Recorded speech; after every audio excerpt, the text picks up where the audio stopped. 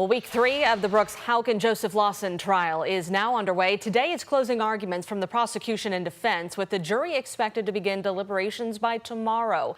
Rosemary Houck, Brooks Houck's mother, is in the courtroom today. She's been absent for almost all of her son's murder trial, throughout which prosecutors have accused Rosemary of being an unindicted co-conspirator in Roger's case.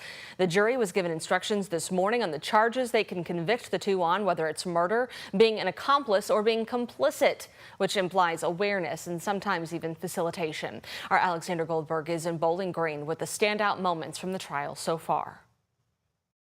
Thursday marks 10 years since Crystal Rogers vanished, the defense leaving the jury over the holiday weekend with their argument. No evidence that Houck or Lawson had anything to do with it.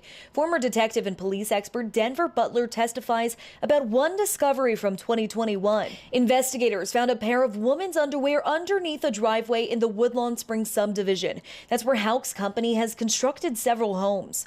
But it came back from DNA testing with no DNA profile, no evidence connecting it to Crystal Rogers. The former detective also testifying that there's no trace evidence in Houck's home, his truck, nor his brother Nick's police cruiser. And there's no evidence to be found in multiple searches across the Houck family farm. Quote, "The theory is that she was murdered there. And in my experience with homicide cases is that homicides leave trace evidence," he says, like bodily fluids or blood. Special prosecutor Shane Young asking, quote, "Is it possible to kill someone without leaving bodily fluids?"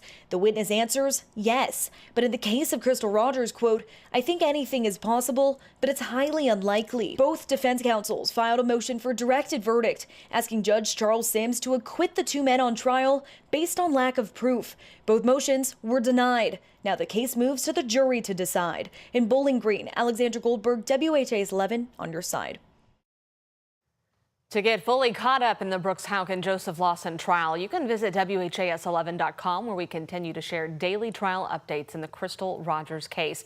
And you can watch our nightly debriefs with Doug Proffitt, Shay McAllister, Alexander Goldberg, and our legal analyst, Nick Mudd. Download the WHAS 11 Plus app on your smart TV and watch for free.